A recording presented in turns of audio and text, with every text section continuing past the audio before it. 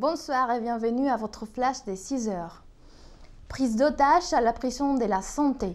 Il y a encore quelques instants, un médecin psychiatre s'est trouvé séquestré par un détenu jugé dangereux à la maison d'arrêt de la Santé à Paris.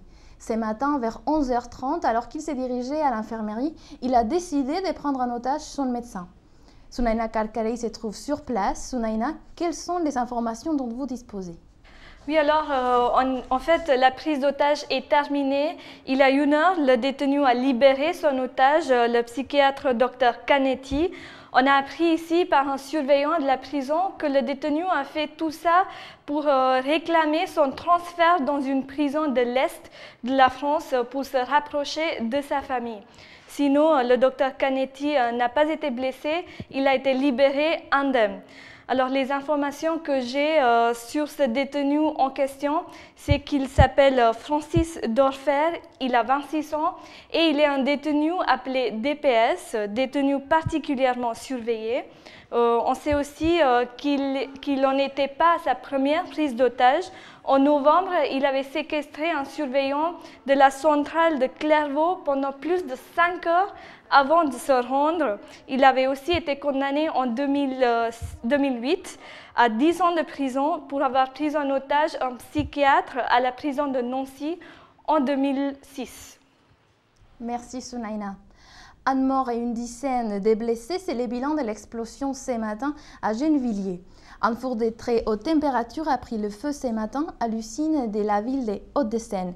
Le ministre de l'Intérieur, Brice Hortefeux, s'est rendu ce matin sur place, mais l'origine de l'incendie n'a pas encore été éclaircie. Pour sa part, le ministre de l'Industrie, Christian Estrosi, a estimé que les risques n'avaient pas été suffisamment mesurés lors de l'intervention des secours. En effet, 4 policiers et 4 pompiers ont été gravement blessés. Le Spider-Man français s'attaque à la défense.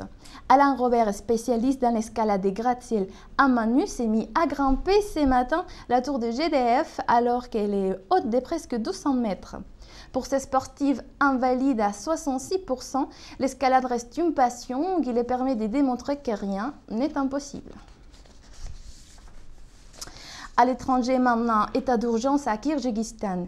La police a affronté des milliers de membres de l'opposition dans les rues de Bishkek, laissant derrière eux plusieurs morts.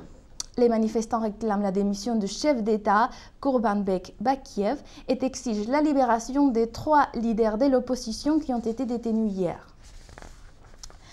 À Rio de Janeiro, les chaos règnent toujours. La pluie torrentielle qui s'est abattus sur la capitale brésilienne depuis lundi soir ont déjà laissé 103 morts et plusieurs disparus. Les zones les plus touchées, ce sont les habitations populaires qui sont construites sur les collines sans aucune mesure de sécurité. Les avenues restent bouchées, les tunnels totalement inondés. La ville de Rio semble toujours savoir arrêter. Écoles, banques, commerces, tout est fermé. De retour en France et pour parler de football, 12e manche du sommet tricolore en ligne des champions. C'est à Bordeaux d'accueillir Lyon. Les Girondins battus 3-1 à l'aller vont devoir faire des efforts s'ils veulent se qualifier pour les demi-finales. L'Olympique lyonnais, 3 fois quart de finaliste depuis 2004, pourrait atteindre enfin le dernier carré s'il préserve son leadership à Bordeaux. Rendez-vous donc ce soir à 20h45 et je vous souhaite une très bonne soirée. À demain.